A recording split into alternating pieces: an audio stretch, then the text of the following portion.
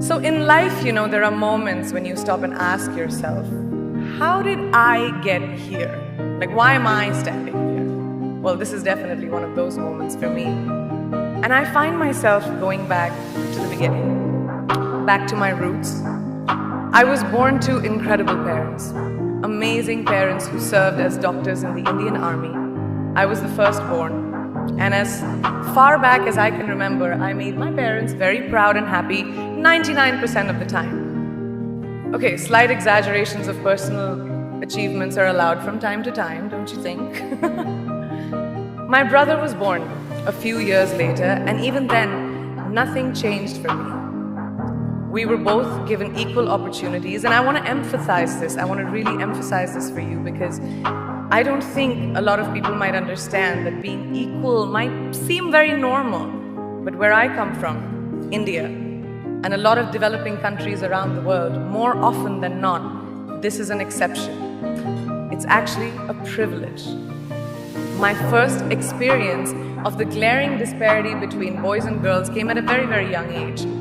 I grew up in a middle-class family with extremely philanthropic parents who constantly reminded me and my brother how lucky we were and how giving back to those who were less fortunate was not a choice.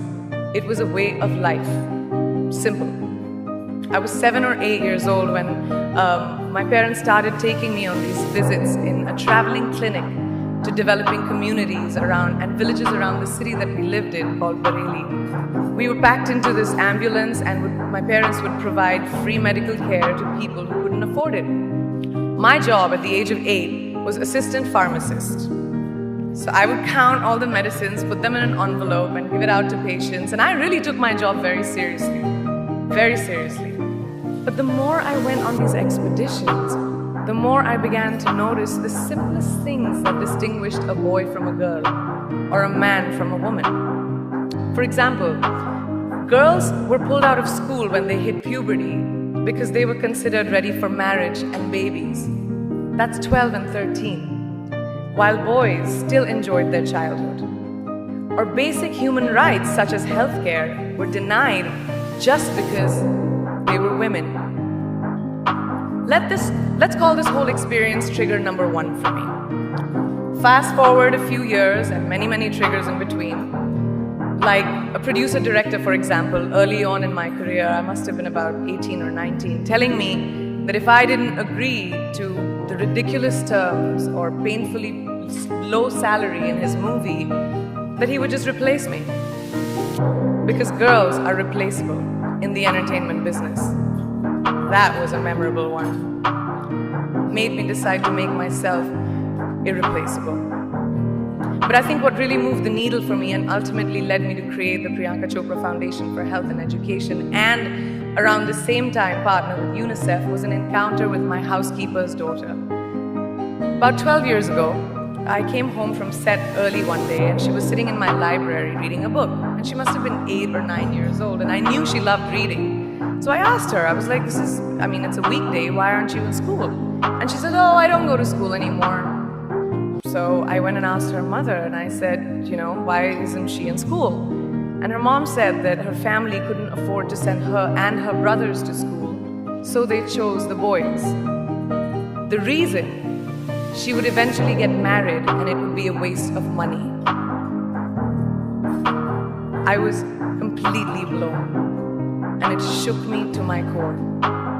Eventually, I decided to cover the cost of her education so that she could continue to learn, because education is a basic human right.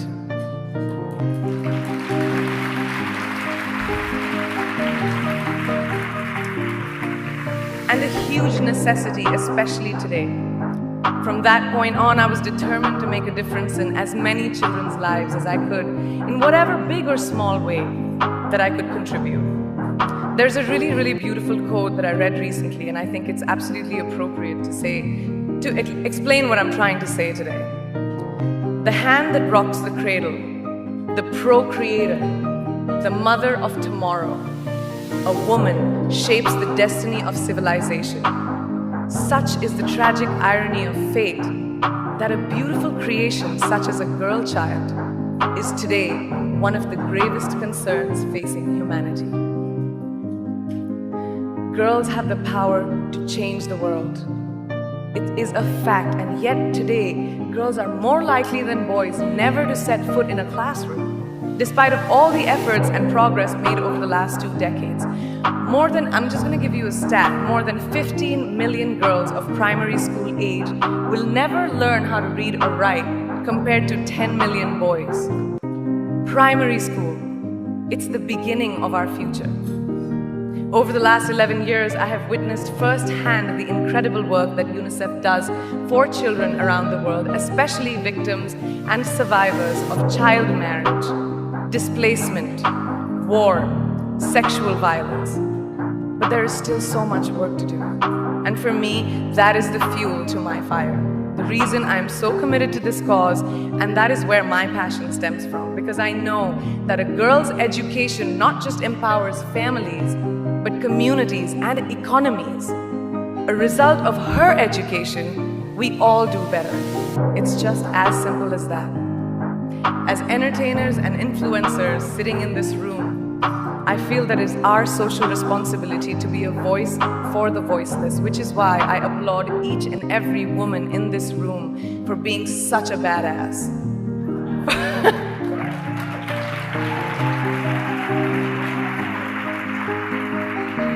For using your platform and your voice to contribute to change, and for ensuring that there is not even one lost generation as long as we are